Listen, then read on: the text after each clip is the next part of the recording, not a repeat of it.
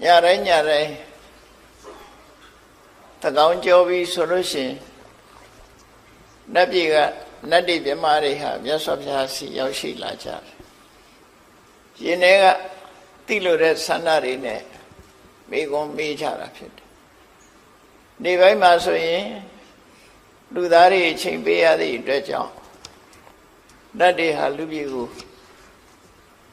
ဆင်းလာနိုင်ခြင်းမရှိဘူး။လူသားတိတ်ဆိတ်လို့ညတကောင်ကြောပြီးဆိုရင်နတ်တွေဟာခွင့်ရရပြီရုတ်တရက်မြတ်စွာဘုရားရှေ့မှာဘွားကနဲ့ပေါ်လာကြပြီသူတို့သိလို့တဲ့မေကွန်းနေမေးကြတာဖြစ်တယ်နတ်တွေပဲဖြစ်ဖြစ်မြမာတွေပဲဖြစ်ဖြစ်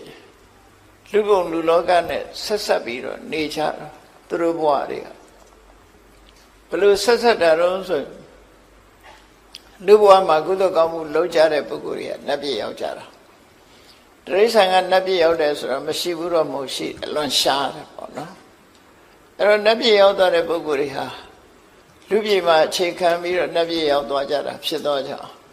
လူဘုံနဲ့နတ်ဘုံဟာဆက်သက်မှုတွေကြီးမားတယ်လို့ပြောပါတယ်လူဘုံတော့ကုသကောင်းမှုလုပ်ခဲ့တဲ့ပုဂ္ဂိုလ်တွေဟာနတ်ပြည်ပြမပြည်ရောက်ကြတမန်ဒါနကောင်းမှုတို့သီလကောင်းမှုတို့လုပ်တဲ့ပုဂ္ဂိုလ်တွေဟာနတ်ပြည်မှာဖြစ်နိုင်ကြတယ်ဒါနသီလတဲ့ပုံလွန်ပြီးတပ္ပထကျင့်စဉ်ကိုအောင်မြင်မြင်ကျင့်လို့ဇန်တရားရသွားပြီဆိုရင်ပြမဘုံထီအောင်တက်လှမ်းသွားကြတာဒါလည်းလူပြည်ကသွားတာပဲဖြစ်တယ်ပေါ့ဒါကြောင့်လူဘုံနဲ့ဘုံပြမဘုံဆိုတာဟာအကြောင်းအကျိုးအဖြစ်ဆက်ဆက်နေကြဥပမာမဲ့မြန်မာလူမျိုးတွေကနိုင်ငံခြားသွားပြီးလှုပ်လို့ကြတယ်ကိုယ်စာတိပြည်ဖြစ်တဲ့မြန်မာပြည်ကိုပြန်ပြီးတော့တတိယချမှာပဲဘယ်ပုဂ္ဂိုလ်ပဲဖြစ်ဖြစ်မြန်မာပြည်ကိုအခြေခံပြီးတော့နိုင်ငံခြားမှာကြီးပွားနေတဲ့ပုဂ္ဂိုလ်တွေရှိသလိုနိုင်ငံခြားမှာအခြေခံပြီးတော့မြန်မာပြည်မှာကြီးပွားနေတဲ့ပုဂ္ဂိုလ်တွေလည်းရှိကိုယ်ဆင်ပြေတဲ့ဘဝကိုယ်အခြေပြုခဲ့တဲ့ဘဝပြန်လေးဆက်သက်မှုဆိုတာထုံးတဲ့ဆင်လာတစ်ခုလိုပဲဖြစ်တယ်ပေါ့ဒါကြောင့်မို့နတ်တွေဟာဖျားပွင့်လာတဲ့အခါမှာသူတို့အတွက်ကောင်းကျိုးချမ်းသာရဖို့ဆို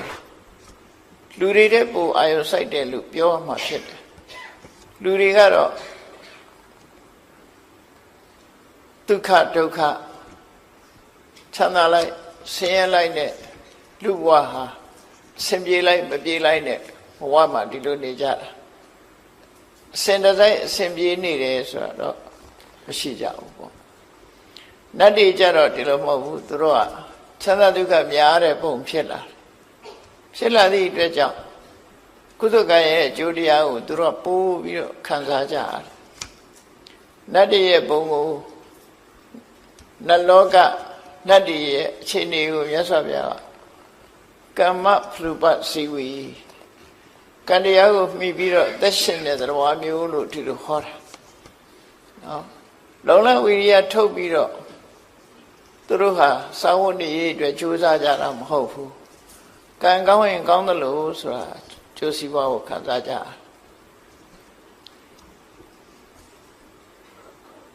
လူတွေကြတော့အဲ့လိုမဟုတ်ဘူးကံကြီးရုံးမဲ့ဖွဲ့လို့မရဘူးလူတွေကြတော့ကျိုးပန်းအထုံးမှုနဲ့ပေါင်းဆက်ရတယ်ကံကောင်းလို့ရတယ်ဆိုတာတော့မွေးရတဲ့တထေးအိမ်ဖြစ်တဲ့ပုဂ္ဂိုလ်မျိုးတွေပေါ့နော်အဲ့လိုပုဂ္ဂိုလ်မျိုးကြတော့ကံကောင်းတယ်လို့ပြောမှာသို့သောကိုယ်ကရင်ကြိုးစားအထောက်ခြင်းဖြင့်လူဘဝမှာချမ်းသာကြွယ်ဝသွားကြတဲ့ပုဂ္ဂိုလ်တွေရှိတော့လူတွေရဲ့ပုံဘဝကိုမြတ်စွာဘုရားကဥဋ္ဌာဏဖလူပစီဝီဥဋ္ဌာဏဖလဆိုတာဥဋ္ဌာဏဆိုတာလုံလဝိရိယတက်တက်ကြွကြွကြိုးစားအထောက်တဲ့ဖလကအကျိုးတရားဥပဇီဝီကမိပြုပြီးတော့သက်ရှင်ရတယ်လူဘဝဆိုတာကြိုးစားမှယုံကံမှထက်တန်းရောက်တယ်ဆိုတဲ့အဓိပ္ပာယ်ပေါ့နော်အများစုဒီလိုဟောတာအဲ့တော့နတ်တွေကတော့ကံဤကျိုးပို့ပြီးတော့သိကြဒါကြောင့်မို့လူဘုံလောကကိုနတ်တွေကအမြဲတမ်းကဲခတ်နေကြတရားမင်းကြီးစီလူလောကရဲ့အခြေအနေတွေကိုဥပုပ်နေ့တိုင်းလို့အစီရင်ခံစာတက်ကြရတယ်ပေါ့သူတို့မှာနတ်တပင်စီဝေးရောက်တိုင်းလူပြည်ကလူတွေဟာ ကုသိုလ်ကောင်းမှုပြုကြရလားဆိုတာကိုအမြဲတမ်းကဲခတ်တရင်ယူကြတယ်ဘာကြောင့်တရင်ယူတာတော့လို့ဆိုလူပြည်ကလူတွေကုသိုလ်ကောင်းမှုပြုတ်တဲ့လူတွေများမှနတ်ပြည်မှာစီကားတာဖြစ်တယ်ကုသိုလ်ကောင်းမှုမပြုကြဘူးလူတွေကမေးမေးလျော့လျော့ဒုစရိုက်တွေလွှမ်းမိုးနေပြီဆိုရင်နတ်ပြည်ကတဖြည်းဖြည်းခြောက်ကပ်သွားတယ်လို့နတ်ဥယျာရောပါပြီးဖယ်သွားစီးနေတော့ဆိုအပယ်လေးပုံသွားစီးစဉ်းစားကြည့်မယ်ဆိုရင်လူတွေရဲ့လူဥယျာနတ်တို့ရဲ့နတ်ဥယျာပြမတို့ရဲ့ပြမဥယျာနဲ့တိရစ္ဆာန်ဥယျာစာတိရစ္ဆာန်ဥယျာပိုများတယ်အပယ်လေးပုံကတိရစ္ဆာန်ဥယျာများဘာကြောင့်များတယ်လို့ပြောရမှာပြောနိုင်တော့လို့ဆိုရင်ကြည့်ပေါ့တရားတွေအကုန်လုံးကိုမကြည့်နဲ့ဘူးလူတွေနေစဉ်နဲ့အမျှသိရှိနေကြတယ်ကိုယ်တိုင်တွေ့နေကြတယ်ငါးရကောင်ရဲ့ဝမ်းပိုက်ထဲမှာငါးဥတွေဘယ်လောက်ရှိတယ်ဒါပဲစဉ်းစားကြည့်နော်ငါးရကောင်ရဲ့မွေးဖွားနှုန်းဟာသိန်းချီတန်းချီရှိတယ်လူတယောက်ရဲ့မွေးဖွားနှုန်းကဘယ်လောက်ရှိနည်းနည်းလေးပဲရှိတယ်နော်အဲ့လူဖြစ်ဖို့ဆိုတာလွန်ခဲအဲ့တော့တိရစ္ဆာန်ဖြစ်ဖို့တွေကအလွန်များဥယျာမနိုင်စားနိုင်လောက်များပြားအဲ့တော့ကြောင့်မို့လို့ဒီလူဘဝလူတွေကောင်းစားမှဆိုကိုချင်းတရားရှိပြီးတော့ကိုချင်းသီလမြဲကြပြီတဏှာကောင်းမှုတွေလုံးကြပြီဆိုလို့ရှိရင်နတ်ပြည်နတ်ရွာတွေမှာစီကားတယ်စီကားယုံမြမကဘူးပြောရမယ်ဆိုလို့ရှိရင်တိုင်းပြည်တစ်ပြည်ဟာစီးပွားရေးနှိမ့်ကျသွားပြီဆိုရင်လူတွေရဲ့အနေအထားတွေကလည်းဆုတ်ဆုတ်ချာချာဖြစ်လာလူတွေရဲ့ပုံပန်းတဏ္ဍာလည်းတောက်တောက်ပြောင်ပြောင်မရှိဘူးညှို့နွမ်းလာတဲ့အနေအထားမျိုးတွေရှိဗမာပြည်မှာပဲတစ်ချိန်တုန်းကတွေးကြမှာပေါ့ဘုန်းကြီးတို့တော့သတိထားမိပါတယ်နော်ဗမာပြည်စီးပွားတိုးတက်လာပြီဆိုတဲ့ကမြန်မာလူမျိုးတွေရဲ့မျက်နှာတွေကပို့ပြီးတော့ကြည်လင်းလာဝတ်တဲ့ဝတ်တွေတို့နေရာထိုင်တာတွေကပို့ပြီးတော့အဆင့်မြင့်လာတယ်စီးပွားရေးတိုးတက်လာရင်ဒီတိုင်းပဲလေအိမ်တိမ်မှာလည်းကြည့်ပေါ့စီးပွားရေးမကောင်းတဲ့အိမ်ဟာတာယာမှုမရှိဘူးအမေနဲ့အဖေမတည့်ဘူးသားသမီးတွေချင်းချင်းမတည့်ကြဘူးဆင်မပြေကြဘူးတို့စီးပွားတိုးတက်လာပြီဆိုရင်ပျော်ပျော်ရွှင်ရွှင်နဲ့မိသားစုဘဝမှာသုံးနိုင်ဆွဲနိုင်ခုဗမာပြည်ရဲ့အခြေအနေဟာဒီလိုအနေထားမျိုးလို့ဘုန်းကြီးတို့အကဲခတ်မိတယ်ဘယ်လိုကြောင့်အကဲခတ်မိတာတော့ဆိုရင်ဥပမာလေးတစ်ခုပြောပြမယ် holiday ဆိုလို့ရှိရင်အထူးသဖြင့်ရန်ကုန်လူတွေကြည့်ရမှာပေါ့ holiday long term holiday ဆိုရင်ရန်ကုန်လူတွေမြို့ပြင်ထွက်တာဟောဒီတိုးဂိတ်မှာသွားပြီးတော့ပိတ်နေတာတတိကြပါနော်တတိထားပေးကြပါအဲ့လိုသွားနိုင်လာနိုင်လဲနိုင်ပတ်နိုင်တယ်ဆိုတာစီးပွားတိုးတက်မှုရဲ့အရေးအယောင်ပဲလို့ပြောလို့ရတယ်ဟိုနိုင်ငံဒီနိုင်ငံသွားကြတယ်လဲကြတယ်ပတ်ကြတယ်ဆိုတာစီးပွားတိုးတက်မှလုံးနိုင်အဲ့လိုမဟုတ်ဘူးစီးပွားရေးအဆင်မပြေဘူးဆိုရင်လူတွေကဟိုဒီသွားနိုင်ခြင်းလဲပတ်နိုင်ခြင်းမရှိကြဘူးတနေ့မှချောင်းကုတ်ပြီးတော့နေချဘလို့ပဲဖြစ်ဖြစ်အချိန်ခါတစ်ခုရလူလောကမှာဘယ်နိုင်ငံပဲဖြစ်ဖြစ်စီးပွားရေးတိုးတက်လာတဲ့အချိန်မှရှိတယ်လို့စီးပွားရေးနှိမ့်ကျသွားတဲ့အချိန်မှရှိလူတိုင်းချမ်းသာတာတော့ပရိနိဗ္ဗာန်ဖြစ်နိုင်ဘူးအမေရိကန်နိုင်ငံမှာသံဃာမရှိဘူးမဟုတ်ရှိတယ်တိုးတက်တယ်ဆိုတဲ့နိုင်ငံတွေမှာလည်းသံဃာရှိတာတောင်းမုံတောင်းနေတော့ကွာတော့ပေါ့နော်တချင်းလေးဆိုပြီးတောင်းနေတာကျတော့အမေရိကန်သံဃာအဆင့်မြင့်တယ်လို့ဖြစ်အဲ့တော့တောင်းပြီးတော့တောင်းစားကြတာချင်းတော့တူတူပါပဲသို့တော့ဒီလိုလူတိုင်းဟာချမ်းသာမှုရှိကြလားလို့ဆိုမချမ်းသာအားလုံးတိုင်းပြည်တစ်ပြည်ဟာသွားရေးလာရေး infrastructure လို့ခေါ်တဲ့လမ်းတွေကောင်းတယ်မီးတွေကောင်းတယ်အခြေခံတွေပေါ့လေလူအားလုံးသုံးသွားလိုက်နိုင်တဲ့အခြေခံတွေအားလုံးတိုးတက်လာတယ်အဲ့ဒါတွေတိုးတက်လာရင်တိုးတက်တယ်လို့ခေါ်လို့ရတယ်တော့တိုးတက်လာသည့်ခေတ်ကြီးထဲမှာမိသားစုတိုင်းစာဝတ်နေပြည်လဲလားဆိုပဲပြည်လဲမှာတော့ဒါကတော့အလုံး ပြည်လေဖို့ဆိုတာခက်ခဲတယ်လေလူတွေတယောက်နဲ့တယောက်ကြိုးစားမှုမတူကြအဲ့တော့လူဘဝမှာတော့ကြိုးစားအထောက်မှုတွေဆင်ပြေလာတဲ့အခါမှာជីវတုတက်လာမှုဆိုတဲ့အရေးအယောင်လေးတွေတွေ့လာနတ်ပြည်မှာကျတော့ဘလို့အရေးအယောင်ပေါ်လာတော့ဆိုရင်နတ်ပြည်ရဲ့တိုးတက်မှုကလူပြည်ပေါ်မှာအခြေခံနေတယ်မြတ်စွာဘုရားပွင့်လာတဲ့အခါမှာမြတ်စွာဘုရားရဲ့သာသနာတော်ကိုဘဝကိုပုံအပ်ပြီးဗုဒ္ဓံတရဏံကိစ္ဆာမိဓမ္မံတရဏံကိစ္ဆာမိဆိုပြီးတရဏဂုံဆောက်တည်ကြတဲ့ပုဂ္ဂိုလ်တွေ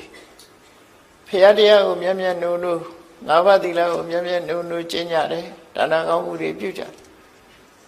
အများပြားကြီးလှူတာမဟုတ်ပေမဲ့ဆုံးလေးတစ်စုံလှူတဲ့ပုဂ္ဂိုလ်လောင်းတဲ့ပုဂ္ဂိုလ်အစဒါနသီလလေးသာသနာ့တွင်မှာလုံးလိုက်ရတဲ့ဒါနသီလအကျိုးနဲ့နတ်ပြည်ရောက်တဲ့အခါကျတော့ဘုံမိမ္မန်ကြီးရဲ့တစ်လွင်လွင်နဲ့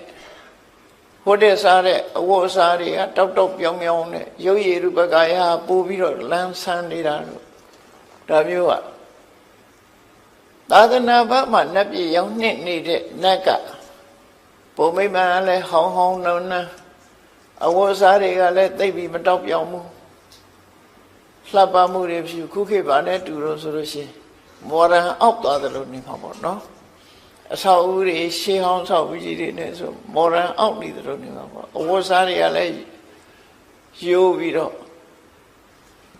တောက်တောက်ပြောင်ပြောင်မရှိကြဘူးသာသနာတွင်မှာလူနတ်ဖြစ်သွားတဲ့သာသနာတွင်မှာလူဖြစ်ပြီးဘုရားသာသနာတွင်မှာကုသိုလ်လုပ်သွားလို့နတ်ပြည်ရောက်သွားတဲ့ပုဂ္ဂိုလ်တွေကြတော့အလုံးကိုတောက်ပါတယ်တောက်တောက်ပြောင်ပြောင်နေဖြစ်လာကြအဲ့ဒါနဲ့ပတ်သက်ပြီးတော့မှတ်တမ်းတင်ထားတာရှိတယ်သုလရထတို့မဟာရထတို့ဆိုရယ်သာသနာတွင်ကနတ်ပြည်ရောက်သွားတဲ့နတ်တွေဟာတရားမင်းနဲ့ရှင်လိုက်ရင်တရားမင်းကနတ်တွေရဲ့အစိုးရတဲ့နတ်တို့ရဲ့ဘယင်ဖြစ်တော်လဲပဲသုလရထမဟာရထဆိုရယ်နတ်သားတွေဟာသူတို့စီစဉ်ဥစ္စာခန်းခန်းနာနာဘုံမိမ္မာန်တွေကထွက်လာပြီဆိုရင်တရားမင်းရဲ့အယောင်လေးတောင်းမိန်သွားတယ်လို့ဖြစ်တယ်မြင်လိုက်ရင်သိတာလေမြင်လိုက်ရင်သိတာတရားကသာသနာ့ဘက်မှာကုသိုလ်ကောင်းမှုလုံးလာတဲ့ပုဂ္ဂိုလ်ဖြစ်သည့်အတွက်ကြောင့်သူတို့ရဲ့တောက်ပြောင်မှုတစ်လွင်မှုတွေမရှင်းနိုင်အောင်ဖြစ်လာဒါကြောင့်မို့လူပြည်ဆင်းပြီးတော့ကုသိုလ်ကောင်းမှုတွေလုပ်တယ်ရှင်မကသဗ္ဗကိုလိန်လိလှည့်ပြားပြီးဆွန်လောင်းနေဆိုတာအဲ့ဒီဝတ္ထုသူရဲ့စိတ်ခံစားချက်ကအဲ့ဒီလိုဖြစ်တယ်သာသနာတွင်ကကုသိုလ်ရှင်တွေရဲ့ဒီတစ်လွင်တောက်ပမှုကိုသာသနာ့ဘာကကုသိုလ်ပြုပြီးနတ်ဖြစ်တဲ့ပုဂ္ဂိုလ်တွေကမရှင်းနိုင်ကြဘူးမရှင်းနိုင်လို့လူပြည်ဆင်းပြီးတော့ကုသိုလ်ကောင်းမှုလုပ်ကြအဲ့ဒါရိုးရလို့ဖြစ်လာတယ်ဒါကြောင့်မို့နတ်တွေဟာကုသိုလ်ကောင်းမှုရဲ့အကျိုးကိုကောင်းကောင်းမွန်မွန်သိသည့်အတွက်ကြောင့်လူပြည်ဆင်းပြီးရသော်ဘုရားစီကအဆုံးအမစကားတွေကိုယူကြတယ်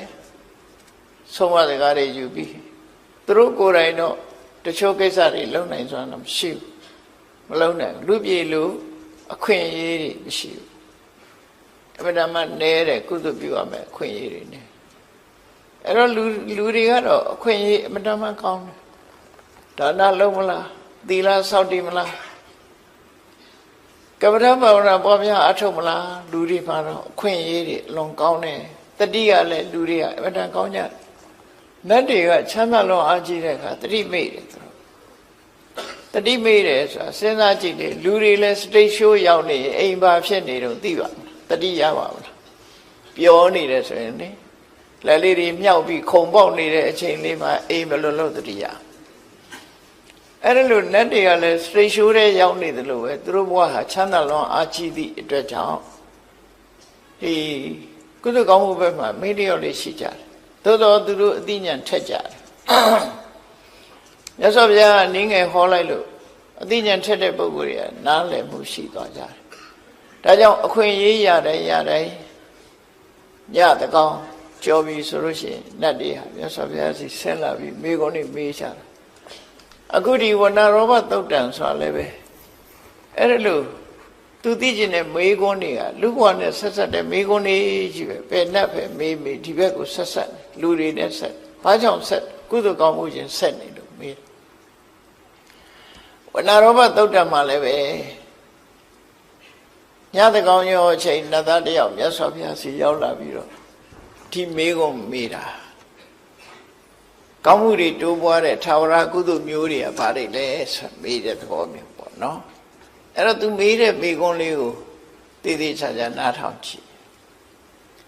ကေတံဓိဝဆရတ္တောသသထပုံညာပဝတ္တိဓိဝဆိုတာနေ့ရတ္တောဆိုတာည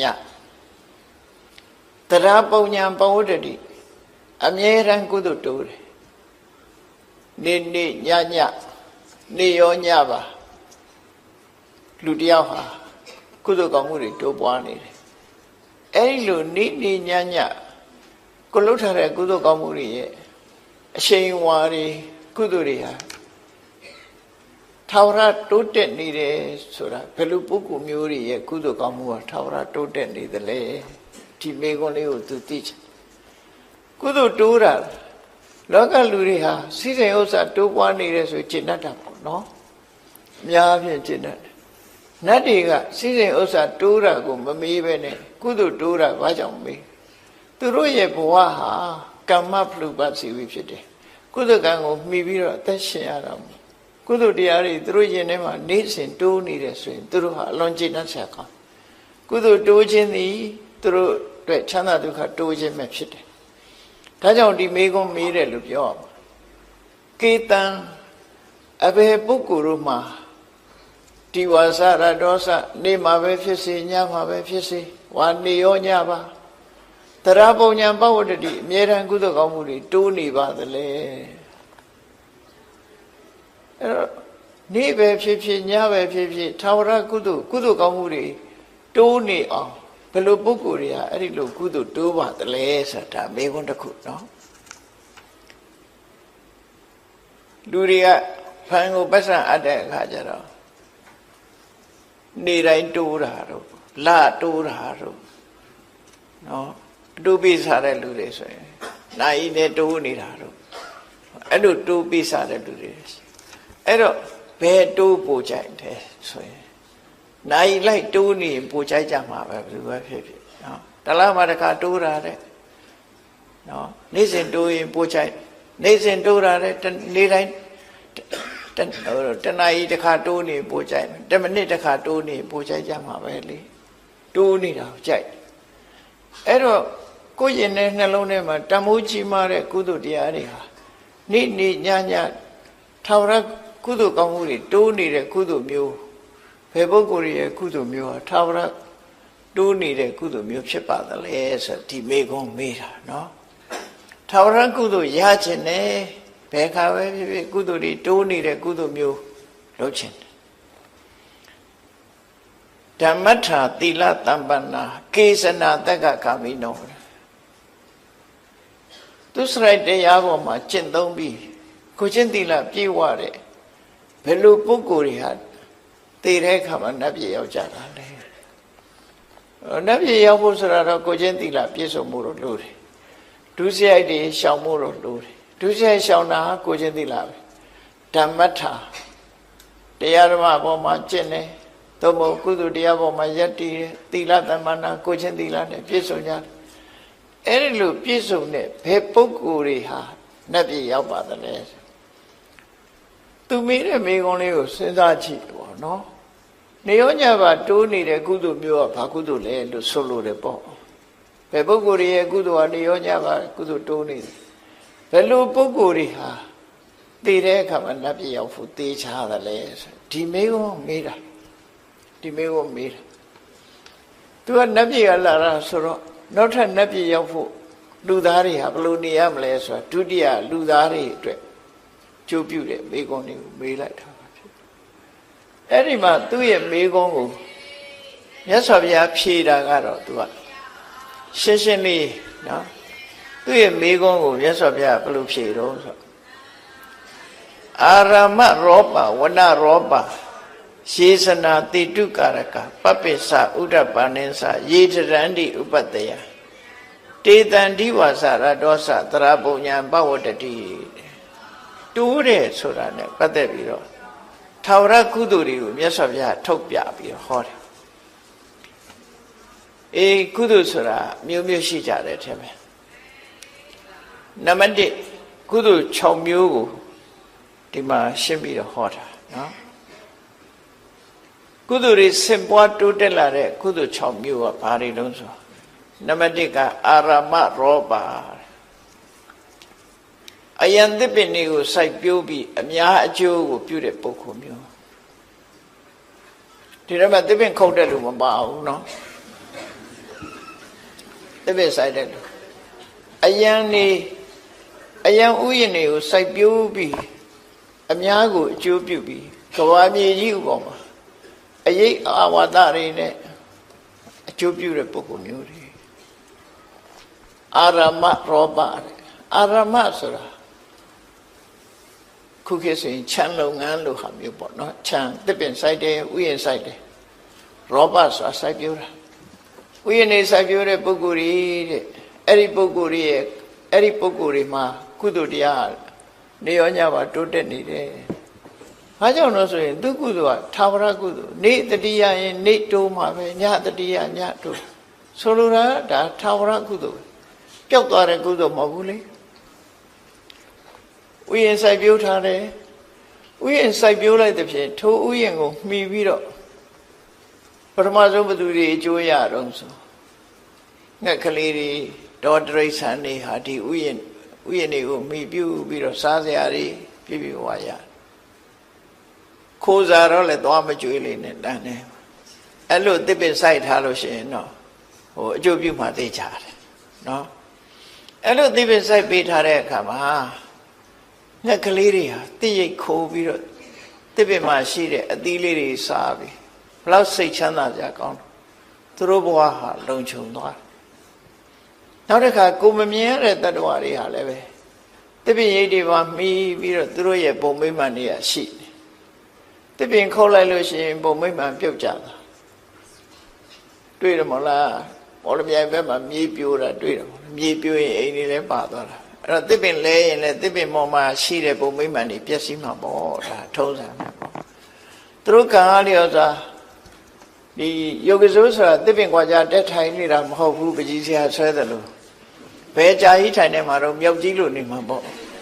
ယောဂစိုးတစ်ပင်ကွာကြထိုင်နေရုပ်မြောက်လို့ဖြစ်နေမှာဆိုလိုတာကယောဂစိုးမှာဗိမာန်2မျိုးရှိတယ်အမျိုးအစား2ခုရှိတယ်ယောဂစိုးရဲ့ဗိမာန်ဟာတစ်ပင်ရဲ့တစ်ခက်ပေါ်မှာတီးနေတဲ့ဗိမာန်မျိုးတစ်ခု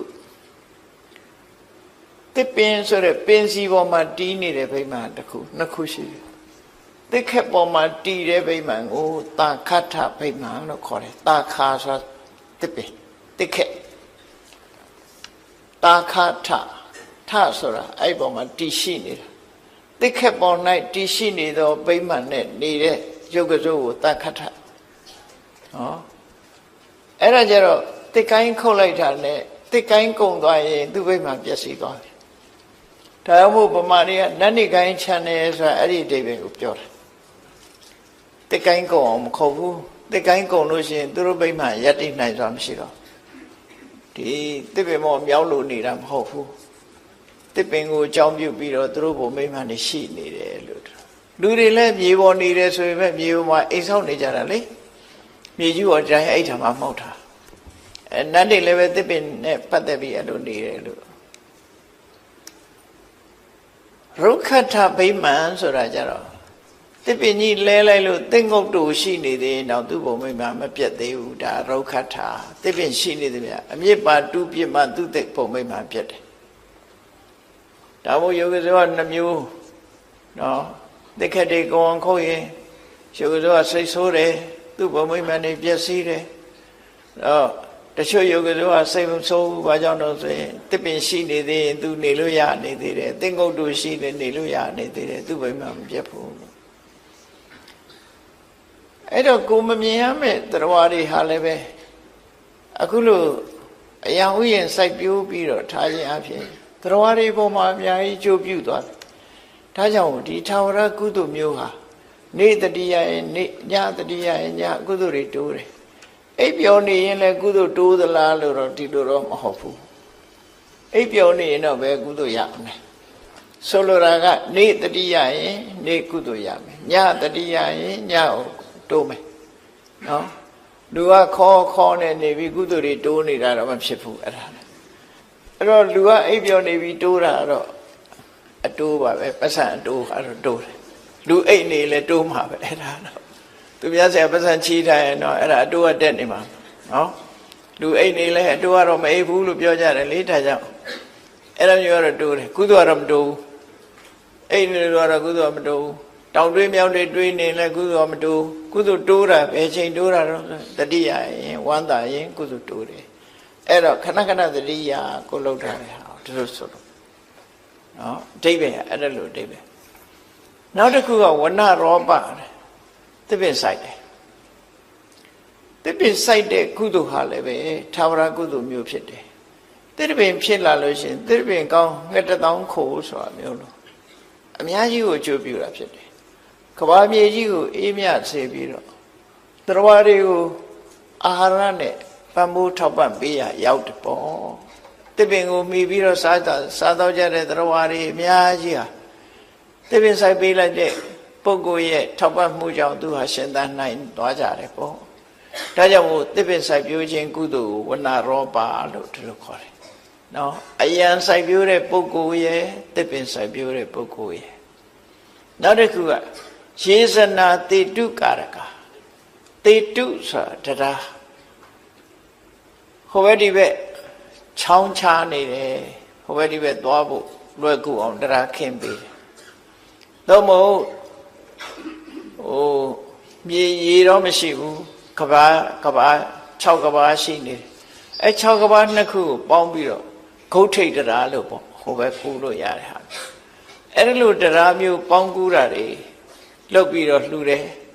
နောက်ကားသွားလို့မရအောင်ဂျိုက်ဖြစ်နေတယ်အဲ့နေရာမှာတရားခင်းပေးတယ်ဆိုလိုတာကတော့ဟိုဘက်ဒီဘက်ဒီသွားလို့လာလို့ကုသန်းလို့လွယ်ကူအောင်တရားခင်းပေးတဲ့ကုသိုလ်တေတုကာရကလို့ခေါ်တယ်နော်တေတုလို့တေတုဆိုတာတရားယေဇနာတေတုကာရကတရားခင်းမှုကိုတေတုကာရကလို့ခေါ်တယ်သူ့ရဲ့ကုသိုလ်ကတရားခင်းပေးတဲ့ကုသိုလ်ပေါ့တရားခင်းပေးရင်လူတွေဟာဒီဟိုဘက်နဲ့ဒီဘက်ဆက်သွယ်ရေးကိုချမ်းသာလွယ်ကူစွာသွားနိုင်အောင်စီမံပေးတာဖြစ်သောကြောင့်အလွယ်တကူဟိုဘက်ဒီဘက်သွားနိုင်ကြသည့်အတွက်ကြောင့်သူ့အတွက်ကလည်းပဲဒီတရားဟာအများကိုအကျိုးပြုတဲ့အရာဖြစ်သည့်အတွက်ကြောင့်တွေးမိတိုင်းဝမ်းသာစရာဖြစ်တယ်ဝမ်းသာတိုင်းဒီကုသိုလ်ဟာလည်းပဲတိုးနေတဲ့ကုသိုလ်မျိုးဖြစ်တယ်လို့ဥယျာဉ်စိုက်ပျိုးတဲ့ကုသိုလ်သစ်ပင်စိုက်ပျိုးတဲ့ကုသိုလ်တရားခင်းပေးတဲ့ကုသိုလ်နော်၃မျိုးနောက်တစ်ခုကဘာလို့ဆိုပပ္ပင်္စဥဒ္ဒပါနိသယေတရန္တိဥပတ္တယံပပ္ပင်္စဆိုတာမြန်မာလူမျိုးတွေရဲ့ယဉ်ကျေးမှုကဘာလို့ဆိုရေဦးစင်တဲတာခုခေတ်တော့ရေဦးစင်ယဉ်ကျေးမှုကပျောက်နေတယ်တော်တော်များများပျောက်သွားပြီတော်ရဒီမှာတော့ရေဦးစင်ယဉ်ကျေးမှုတဲ့နော်ရေဦးစင်ယဉ်ကျေးမှုခုခေတ်တော့ရေဦးစင်တဲတာနည်းနည်းရှားလိုက်ပေါ့လေရေဦးစင်ယဉ်ကျေးမှုကုသတတ်တဲ့ယောဂဝေဒနာတွေပေါ်တော့လေရေဦးစင်သူတော့ကိုတော့ဆိုခက်တယ်ဒါပေမဲ့တစ်ခါတော့လေးတွေနဲ့လှုပ်ပြီးရင်တော့လည်းအဆင်ပြေပါတယ်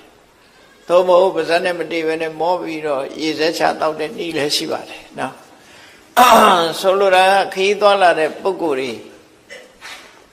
ရေဆာငမ်းမွတ်နေတဲ့နေရာမျိုးတွေမှာသွားလာတဲ့ပုဂ္ဂိုလ်တွေပန်းပြေဖို့တောက်ရည်ကိုတီထားပေးချက်ကုသိုလ်ဟာလည်းပဲသွားလာတဲ့လူတွေကိုပန်းပြေပြီးတော့အစဉ်ပြေစေတဲ့ကုသိုလ်မျိုးဖြစ်သည့်အတွက်ကြောင့်အများကိုအကျိုးပြုတဲ့ပရဟိတလုပ်ငန်းတစ်ခုဖြစ်လို့စိတ်ချမ်းသာစရာကောင်းတဲ့ကုသိုလ်ပဲဘယ်သူရဲ့လို့သတ်မှတ်တာမဟုတ်ဘူးဒီလမ်းကျောကသွားတဲ့ပုဂ္ဂိုလ်တွေမှန်သမျှဆာလောင်မွတ်သိမ့်လို့ရှင်ရှည်လေးတောက်ပြီးအားလေးပြေးတဲ့အခါခီးဆက်နိုင်ကြတယ်ပေါ့နော်မြန်မာလူမျိုးတွေရဲ့ရေဦးစင်ကုသိုလ်မျိုးဟာလည်းပဲထာဝရကုသိုလ်လို့ဒီလိုခေါ်တယ်နော်ထာဝရကုသိုလ်ခုခေတ်တော့ခင်ပြီးတော့ရေသမှုလေးတွေထားလို့လည်းရတယ်ပိုက်နဲ့ထားလို့လည်းရတယ်ပိုက်ကလည်းပဲဖွင့်ပြီးတော့တောက်ရတဲ့ပိုက်မျိုးလည်းရှိတယ်အိန္ဒိယနိုင်ငံမှာတော့ဘယ်လို ထားတော့ဆိုပိုက်ခေါင်းတွေကသူကအပေါ်အစွတ်ကလေးနဲ့ထားတာအဲ့ဒီအစွတ်ကလေးကိုမတင်လိုက်မှရေထွက်တာဟိုလှဲ့တဲ့ဟာမဟုတ်ဘူးသူကပိုက်ခေါင်းမှာအစွတ်ကလေးပါတယ်အဲ့ဒါလေးကိုမလိုက်လို့ရှိရင်ရေထွက်သွားအဲ့ကြတော့သူကနွားတွေတောင်တောက်တတ်တယ်အဲ့ဒါနှုတ်သီးနဲ့ထိုးမလိုက်တာအဲ့ဒါပါဇက်တဲ့ရေရောက်သွားဗမာပြည်ကရေအဲ့ရေကောင်းတော့တောက်လို့ရမှာမဟုတ်ဘူးသွားနဲ့ကြိုက်ပြီးတော့လှဲ့မှရမှာဟုတ်ဒီဟာဟိုကတော့မတင်လိုက်တာနဲ့ရေထွက်လာမြောက်ကလည်းတောက်တတ်တယ်နွားကလည်းတောက်တတ်တယ်အဲ့ဒီရေဥစဉ်မျိုးအဲ့ဒါလိုရေဥစဉ်လုပ်ပြီးတော့လှူဒန်းထားတဲ့ကုသိုလ်ဟာလည်းပဲထာဝရကုသိုလ်ဖြစ်သည့်အတွက်ကြောင့်တူတူအကျိုးပြုတဲ့ကုသိုလ်တတိယတိုင်းကုသိုလ်ကောင်းမှုတွေတိုးတက်နေတယ်နောက်တစ်ခုကတော့ဥဒ္ဓပါဏရေတွေသူလောင်ထားတဲ့တွင်းရေတွင်းရေကန်ရေကန်ပဲဖြစ်ဖြစ်ရေတွင်းပဲဖြစ်ဖြစ်ရေရှားတဲ့အရာဒေသတွေမှာအဝီစီတွင်းတူးလှူတာပဲဖြစ်ဖြစ်ရိုးရိုးရေတွင်းတူးတာပဲဖြစ်ဖြစ်သို့မဟုတ်ရေကန်ဆောက်လှူတာပဲဖြစ်ဖြစ်အဲ့လိုရေဆိုတာလူတွေအတွက်များစွာအကျိုးပြုတယ်မွတ်သိမ်မှုကိုကာဝယ်ပေးတယ်ရှင်ထဲကအပူတွေကိုအေးမြစေတယ်ခန္ဓာကိုယ်တန့်ပြတ်သွားစေတယ်ဘလောက်ပဲပင်မမျက်နှာလေးသိလျက်ရင်လန်းသွားတယ်ဟောရေရဲ့အကျိုးတွေနဲ့တန့်ရှင်းသွားတယ်လန်းဆန်းသွားတယ်အဲ့ဒီအကျိုးတွေကိုမြုပ်ကိုးပြီးတော့ကုသိုလ်ကောင်းမှုလုပ်ပြီးလူတန်းထားတဲ့ပုဂ္ဂိုလ်ရဲ့ကုသိုလ်ဟာလည်းပဲထာဝရကုသိုလ်မျိုးဖြစ်တယ်တဲ့ထာဝရကုသိုလ်မျိုးတွေဟာအဲ့လိုအလုံး5မျိုးရှိသွားတယ်နံပါတ်1ကအယံဥယျာဉ်စိုက်ပျိုးပြီးတော့လှူဒန်းတဲ့ကုသိုလ်များအတွက်သစ်ပင်စိုက်ပျိုးပြီးတော့လှူဒန်းတဲ့ကုသိုလ်တရားခင်းပြီးတော့လှူဒန်းတဲ့ကုသိုလ်ရေအိုးစင်လှူဒန်းတဲ့ကုသိုလ်ရေတွင်းရေကန်လှူတဲ့ကုသိုလ်နောက်ဆုံးတစ်ခုကတော့ပါမြန်မာလူမျိုးတွေရဲ့ယဉ်ကျေးမှုတွေနဲ့သက်ဆိုင်နေရဒီတရားတော်ကိုနာရလို့မြန်မာလူမျိုးတွေလောက်တာဖြစ်တော့တယ်နောက်ဆုံးဟာရေတတန္တိဥပတ္တယံခီးသွားလာတဲ့နေရာမျိုးတွေမှာဥပတ္တယဆိုတာအဆောက်အဦပေါ့နော်ရေတတန္တိဥပတ္တယံအဆောက်အဦဆောက်လှူတယ်ဆိုတော့ဆောက်အဦဆောက်လှူတယ်ဆိုတဲ့နေရာမှာဒီနေရာမှာဘယ်လိုအဆောက်အဦတုံးလို့ဆိုတာလည်းမပါဘူးဘယ်သူ့ကိုလှူတယ်ဆိုတာလည်းမပါတော့စဉ်းစားကြည့်ရတော့မြန်မာလူမျိုးတွေရဲ့ယဉ်ကျေးမှုမှာလမ်းဘေးဆရာဆောက်ပြီးလှူတဲ့အကျင့်ရှိတယ်လေအားလုံးဟာခီးသွားတဲ့လူတွေကတက်ပြီးတော့အပန်းဖြေနားနေအိပ်ဆက်လို့ရတယ်ဆရာကတုံးတွေရှင်ခွဲဆရာတွေဟိုဘက်ဒီဘက်ထိုင်ကုန်ခွဲထားလို့ရှိရင်ရင်ခွဲဆရာခေါ်တာနော်အကံပိုင်းဆရာကတုံးလို့ခေါ်တာဘုန်းကြီးနဲ့လည်းသွားမရောနဲ့အောင်အဆရာကတုံးဆိုတာအဲ့ဒါကာမပါဒကိုပြောတာအပေါ်တက်ပြီးတော့ပန်းဖြေအိတ်လို့လည်းရတယ်အဲ့ဒီလိုအဆောက်အဦတွေဆောက်ပြီးတော့လှူတဲ့ပုဂ္ဂိုလ်ဟာလည်းပဲတဲ့လမ်းတော်လမ်းလာတွေအတွက်များစွာအကျိုးပြုတဲ့ကုသိုလ်မျိုးဖြစ်သည့်အတွက်ကြောင့်ဝန္တာပီတိဖြစ်เสียထာဝရကုသိုလ်မျိုးဖြစ်ပါတယ်အဲ့ဒီ6မျိုးနဲ့ရသော်ဗျာကဖြေလိုက်တယ်ဘယ်ပုဂ္ဂိုလ်တွေမှာနေရောညရောကုသိုလ်ကောင်းမှုကအမြဲတမ်းတိုးတက်နေပါသလဲကုသိုလ်တွေဟာတိုးနေတယ်အမြဲတမ်းဘာကြောင့်တိုးဘယ်ပုဂ္ဂိုလ်တွေရဲ့ကုသိုလ်မှာတိုးတယ်ဘယ်ပုဂ္ဂိုလ်တွေမှာကုသိုလ်တရားတွေတိုးတက်လာတယ်လဲကုသိုလ်ဆိုတာတခါတတိယပီတိဖြစ်တိုးပြန်တယ်တခါတတိယပီတိဖြစ်တိုးတယ်အဲ့ဒါလို့တိုးအောင်လုပ်တဲ့နည်းနဲ့အဲ့ဒီမှာမြတ်စွာဘုရားဟောတာဘာကုသိုလ်လို့ဒီတခုတည်းမပြောဘဲနဲ့ထာဝရကုသိုလ်မျိုးတွေနဲ့ကြီးပဲပြောထားတာခွာကြည့်လိုက်ကြည့်လိုက်မယ်ဆိုအလုံးဟာထာဝရကုသိုလ်တွေထာဝရဆိုတာရွေးရှားလို့မရတဲ့ထာဝရကုသိုလ်တွေပဲเนาะတဏှာထဲမှာတည်မြဲအောင်ထားနိုင်တဲ့ကုသိုလ်မျိုးတွေပဲအဲ့ဒီထာဝရကုသိုလ်မျိုးတွေကိုပြုလုပ်တဲ့ပုဂ္ဂိုလ်တွေမှာတဲ့နေနေညညတတိယတိုင်းဝန္တာရွှင်မြူပီတိတွေဖြည့်ပြီးတော့ကုသိုလ်တွေတိုးတယ်လို့ဒီနတ်သားကိုမြတ်စွာဘုရားဒီလိုရှင်းပြီးတော့ဟောလိုက်တာဖြစ်တယ်အဲ့တော့အလုံးစိတ်ထဲမှာကြည်နူးစရာကောင်းတယ်ကိုလုပ်တဲ့အလုပ်တွေမြတ်စွာဘုရားကဒီတရားဟောထားတာကိုနိုင်မှတ်သားထားတဲ့ပုဂ္ဂိုလ်တွေဟာကိုယ့်ဘဝမှာထာဝရကုသိုလ်မျိုးတစ်ခုလုပ်ထားလို့ရှင်ဘလောက်ကြည်နူးစရာကောင်းမလဲနော်တခဏသာဖြစ်တဲ့ကုသိုလ်မျိုးမဟုတ်ဘဲနဲ့ထာဝရကုသိုလ်မျိုးတွေကိုတို့တွေလုပ်ရတယ်လို့စိတ်ထဲမှာဝန္တာပီတိဖြစ်ရအဲ့တော့ဒီဝန္တာပီတိဖြစ်เสียဒီတောရိပ်တောင်ရိပ်ဆိုတာဟာ လောကကြီးကိုအေးချမ်းစေတဲ့နေရာတွေဖြစ်ရုံမျှမကတောတောင်ရဲ့သဘာဝတောတောင်ကိုအမြည်ပြုပြီးတော့သူတော်ကောင်းတွေဟာနေကြထိုင်ကြတာဖြစ်တော့ကြောင့်တောတောင်တွေပျောက်ကွယ်သွားခြင်းအပြင်သူတော်ကောင်းတွေစိတ်ဆင်းရဲစရာဖြစ်တယ်တောတွေတောင်တွေတောင်ပြိုတောပြုံးပြီဆိုလို့ရှိရင်ပထမဆုံးထိခိုက်တာတော့တိရစ္ဆာန်တွေပဲပေါ့နော်တိရစ္ဆာန်တွေထိခိုက်တယ်တောထဲမှာနေတဲ့တိရစ္ဆာန်တွေဟာသူတို့နေရာဌာနကြီးကပုံပြောက်လာတယ်တောတွေပြုံးတယ်တောင်တွေပြိုတယ်ဆိုနေစရာမရှိတဲ့အခါတိရစ္ဆာန်တွေနဲ့လူတွေဟာပဋိပက္ခဖြစ်လာကြဒါမို့လို့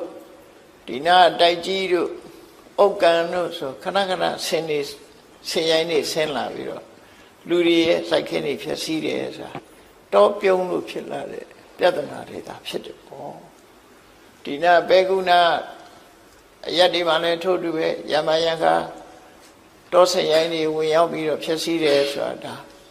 လူတွေလှုပ်တဲ့အလုပ်တွေကြောင့်မို့လို့လူတွေကိုတုံ့ပြန်ဒုက္ခပေးတဲ့အနေအထားမျိုးအလုံးတိရစ္ဆာန်တွေဒုက္ခရောက်တယ်တောတောင်ကောင်းသွားပြီဆိုရင်တိရစ္ဆာန်တွေဟာဘလို့အေးချမ်းသာရမှုရှိကြမယ်သူတို့တောထဲမှာကေဟစနစ်ဆိုecology ဆိုတခုနဲ့တခုဆ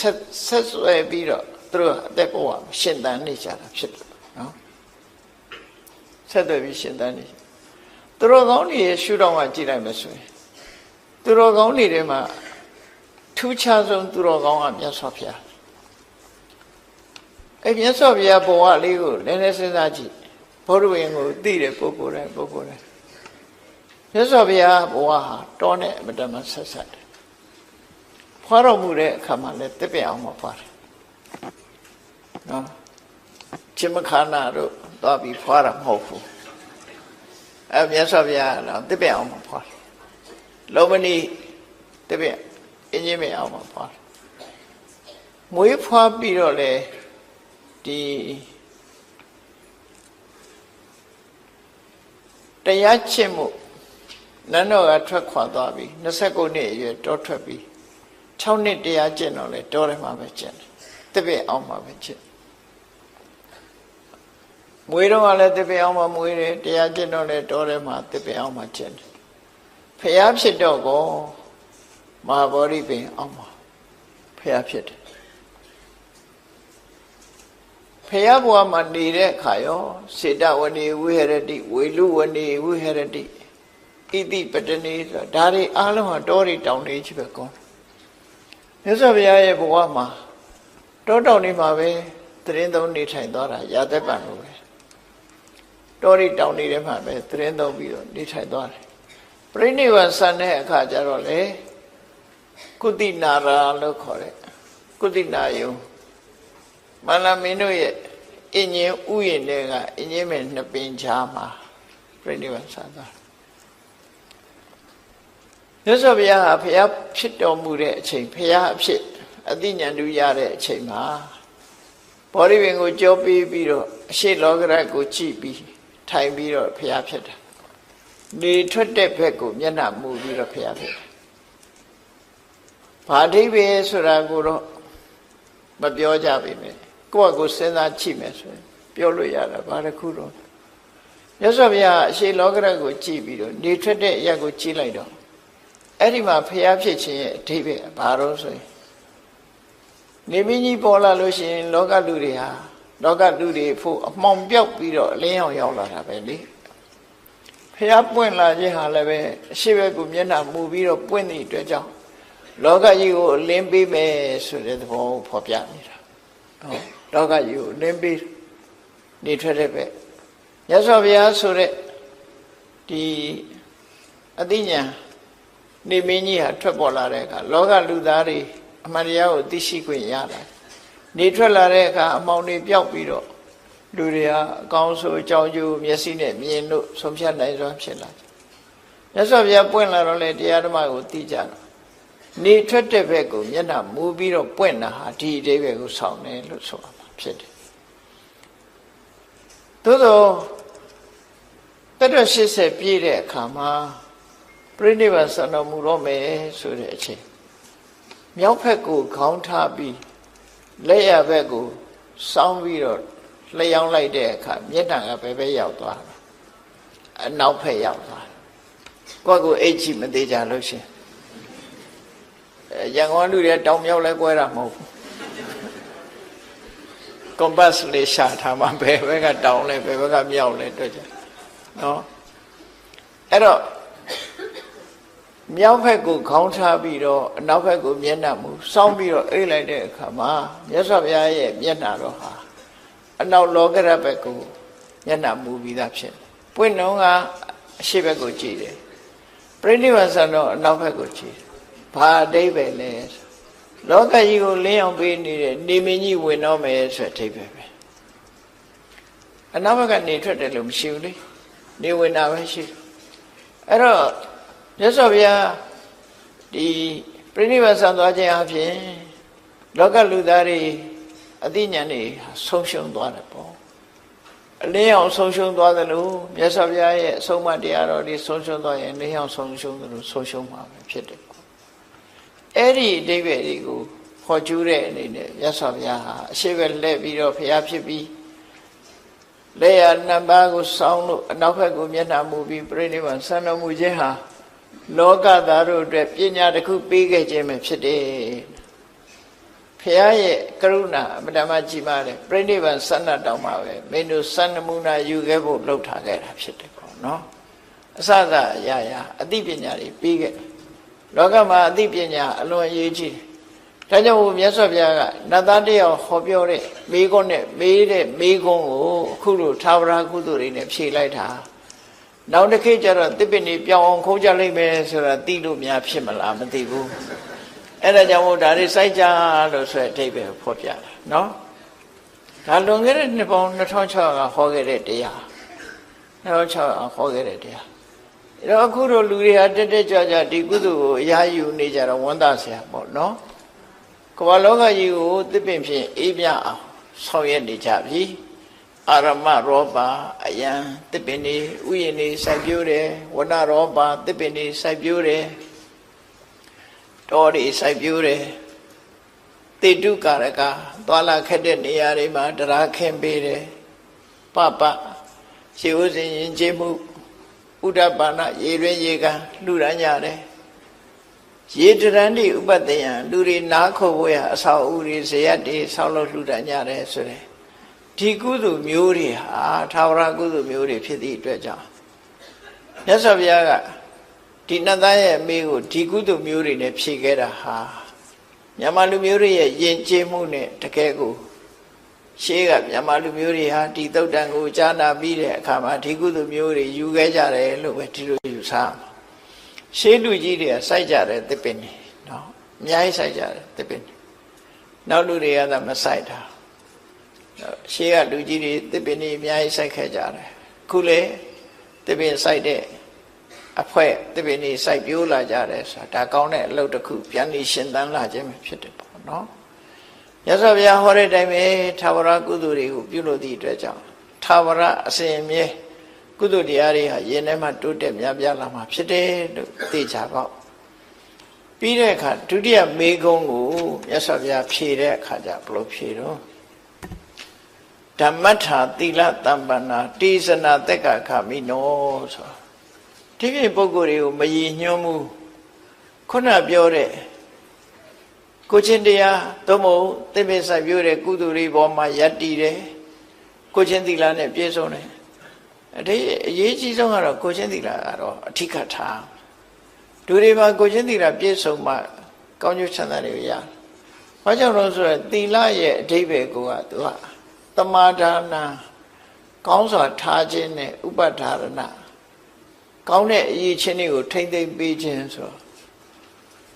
သီလရှိမှကုသိုလ်တရားတွေကတည်တတ်နိုင်တယ်ဆိုပါစို့သီလမရှိဘဲနဲ့ဇန်တရားအထုတ်လည်းမရဘူးဝိပဿနာတရားအထုတ်လည်းမရဘူးသီလရှိရမှာဖြစ်တယ်နော်သီလရှိမှဇန်တရားတွေကုသိုလ်တရားတွေဆိုတာယက်တည်နိုင်တယ်ပေါ့ဒါကြောင့်မို့မြန်မာနိုင်ငံမှာဆိုရင်ဒါနကုသိုလ်ဝယ်တွေလုပ်တဲ့အခါမှာအလှူဒန်းလုပ်တဲ့အခါမှာရှေးဥစွာတရဏဂုံသီလကိုဆောက်တည်ကြတယ်ဒါဟာ သီလကိုခံယူလိုက်ခြင်းဖြင့်သီလေပဋိဋ္ဌိတတဒါနမဟာဗလတ္တသီလပေါ်မှာယက်တည်ပြီးတော့လုပ်တဲ့ဒါနကပို့ပြီးတော့အကျိုးကြီးတယ်ဆိုတဲ့အဆိုအမိန့်တိုင်းဆောင်ရွက်ခြင်းပဲဖြစ်တယ်။တခါဘုန်းကြီးတွေကပရိရွတ်တယ်ဆိုတာမေတ္တာတုတ်ရွတ်တာဖြစ်သောကြောင့်ဘုန်းကြီးတွေဘက်ကမေတ္တာပွားတယ်။တရားတော်မှလှူတဲ့ပစ္စည်းကိုမေတ္တာပွားပြီးမှခံယူလို့ရှိရင်တရားတော်မှရဲ့အလှူဟာပို့ပြီးတော့ကြည်မာတယ်ဆိုဒီအဆိုအမိန့်တိုင်းဘုန်းကြီးတွေပရိရွတ်တာနော်ပရိရွတ်ခြင်းကတန်ဃာတွေဘက်ကပြင်ဆင်ခြင်းသီလခံယူခြင်းကတရားတော်မှတွေကုသိုလ်ရှင်တွေဘက်ကပြင်ဆင်ခြင်းလို့ပြင်ဆင်မှုနှစ်ခုလုံးမှဒီကုသိုလ်ကောင်းမှုဟာပြေဝပို့ပြီးတော့စင်စင်ကြယ်ရတယ်ပေါ့ဒါကြောင့်ဒီမှာမြတ်စွာဘုရားထည့်ပေးတာဓမ္မထာကုသိုလ်ကောင်းမှုတရားတွေပေါ်မှာယက်တည်တဲ့ပုဂ္ဂိုလ်သီလတမ္ပန္နာကိုချင်းသီလနဲ့ပြည့်စုံတဲ့ပုဂ္ဂိုလ်အဲ့ဒီကိုချင်းသီလနဲ့ပြည့်စုံပြီးတရားပေါ်မှာယက်တည်နိုင်တဲ့ပုဂ္ဂိုလ်တွေဟာတေသနာသက်ခကာမိနောခေါရပြောတဲ့ကုသိုလ်ကောင်းမှုတွေလုပ်တဲ့ပုဂ္ဂိုလ်တွေဟာသိလို့ရှိရင်နတ်ပြည်ရောက်တာလေသူတို့ပဲတဲ့။နောက်ဘဝမှာနတ်ပြည်ရောက်တဲ့ကဒီဘဝစိုက်ထားတဲ့တစ်ပင်တွေမျိုးဟာဟိုမှာလာပြီးတော့ရှင်သန်နေမှာပဲဖြစ်တယ်နော်။ကိုလှုပ်တာကိုရတယ်ဆိုတဲ့အဓိပ္ပာယ်ကဒီအဓိပ္ပာယ်ပဲ။ကိုလှုပ်သွားတဲ့ကုသိုလ်ကောင်းမှုနဲ့အလားတူတစ်ခုကံကြမ္မာရဲ့ဒီပုံရိပ်တွေဟာအဲ့ဒီသဘောကိုဆောင်းတယ်။ဥရဏထေကထာမှာရေးထားတဲ့တကားလေးတစ်ခုရှိတယ်လူတယောက်ဟာတဲ့မကောင်းတဲ့စိတ်နဲ့တစ်ဖက်သားကိုဒုက္ခရောက်အောင်လုပ်လိုက်တယ်ဒုက္ခရောက်လိုက်လို့ဒုက္ခကိုတစ်ဖက်သားခံစားရတယ်အဲ့ဒီခံစားရတဲ့ဒုက္ခမျိုးသူစီရောက်လာတယ်တုံ့ပြန်ပြီးရောက်လာဒါမကောင်းတဲ့ဘက်ကပြောတယ်ကောင်းတဲ့ဘက်ကလည်းပဲထို့တူပဲလူတယောက်ဟာစိတ်ကောင်းစေတနာကောင်းရှိပြီးလူတူတယောက်ကိုချမ်းသာအောင်လုပ်ပေးလိုက်လို့ဟိုတယောက်ဟာချမ်းသာအဲ့ဒီချမ်းသာဒုက္ခမျိုးသူစီရောက်တယ်လို့သူတို့ဆိုတယ်ဒါကံကြမ္မာရဲ့သဘာဝအဲ့တော့ကံတရားကဒီမြတ်စွာဘုရားဟောပုံကကံတရားဆိုတာစိတ်ထဲကတွေးလို့ရှိရင်မနောကံဖြစ်တယ်နော်မနောကံဆိုတဲ့ဟာတွေကစိတ်နဲ့ဖြစ်တဲ့မနောကံတွေကတော့မကောင်းတဲ့ဘက်က3ခုကောင်းတဲ့ဘက်က3ခုအဘိဇ္ဇာပြဘာရမိစ္ဆာဒိဋ္ဌိဆိုမနောကံအနဘိဇ္ဇာအပြဘာရတမ္မာဒိဋ္ဌိဆိုတဲ့မနောကအဲ့ဒီစိတ်ထဲကကြံစည်ုံနဲ့ကံအရာမြောက်သွားတယ်တခြားအရာတွေလည်းပဲကံအရာမြောက်တာစိတ်ထဲကဖြစ်တဲ့ကံအရာတွေမြောက်နှုတ်ကထုတ်ပြောတဲ့အခါဝစီကံနဲ့ကိုယ်ဒီလက်ရောက်လုပ်တဲ့အခါကျတော့ကာယကံလို့ဆိုပြီးတော့ကံတရားတွေလူတွေဟာဘဝရလာတဲ့အချိန်မှာကောင်းတာလည်းလုပ်တယ်ဆိုးတာလည်းလုပ်တယ်ကောင်းဆိုးနှမျိုးလုံးလုပ်ကြတယ်အဲ့တော့လုပ်တယ်ဆိုတဲ့နေရာမှာစိတ်နဲ့လုပ်ရင်မနောကနှုတ်နဲ့ပြောရင်ဝစီကကိုယ်ဒီလက်ရောက်လုပ်ရင်ကာယကံလို့ကာယကံဝစီကံမနောကံဆိုတာအတိုင်းပဲဒီကာယကံဝစီကံမနောကံတွေလုတ်ပြီးသွားလို့ရှိရင်ပြီးသွားတာနဲ့ပျောက်သွားလားလို့ဆိုမပျောက်ဘူးနော်ကိုယ့်ရင်ထဲမှာဖြစ်သွားတဲ့အရာတစ်ခုကမပျောက်အောင်ဘယ်သူကမှတ်တမ်းတင်ထားတာဆိုရင်ထဲမှာ CCTV တပ်ပေးထားဟုတ်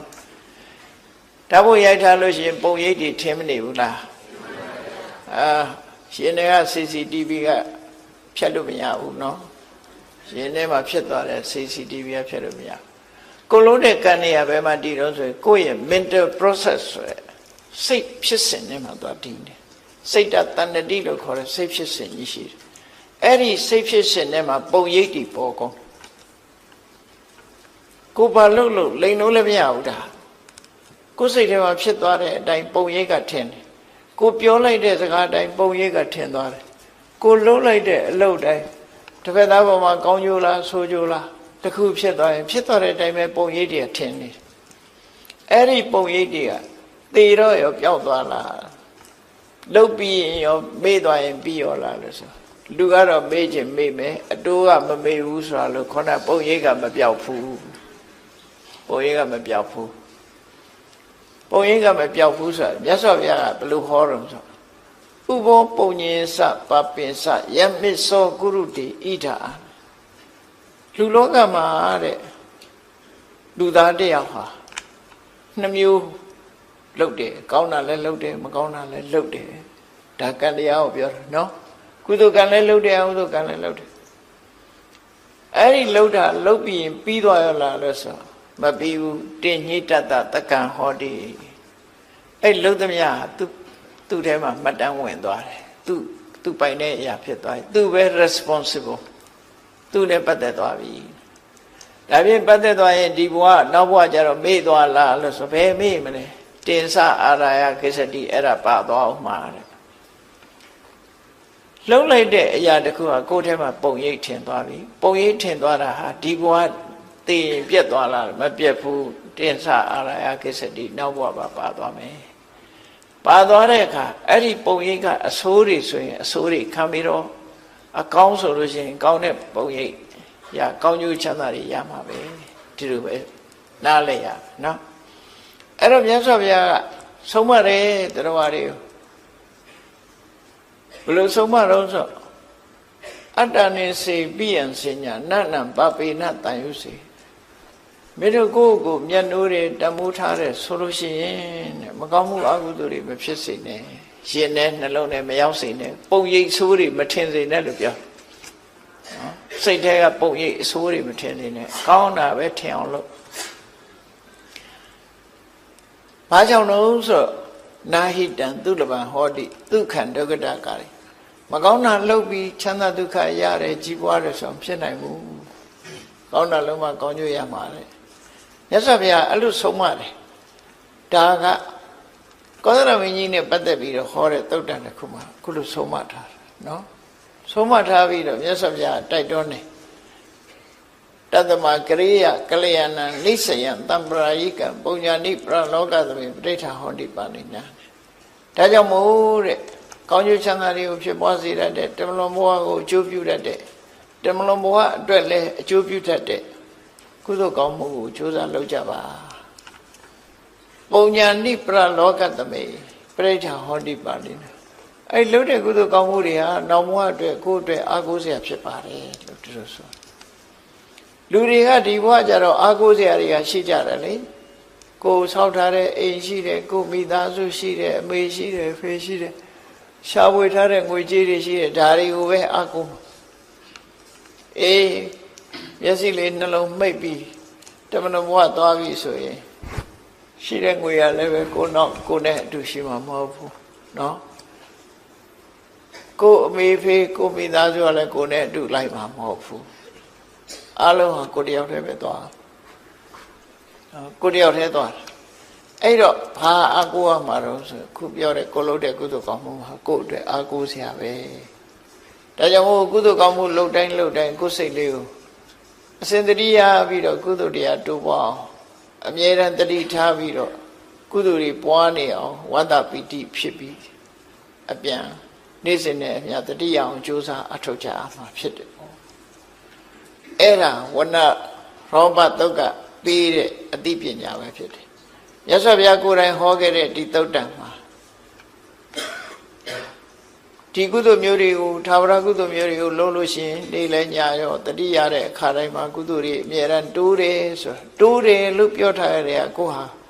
ကိုလှုပ်တာတစ်ခါပဲဖြစ်အောင်တော့ကုသိုလ်တွေအချိန်ချင်းလုံးတယ်လို့တိုးလာမှာပဲတိုးပွားလာတယ်လို့ဆိုတယ်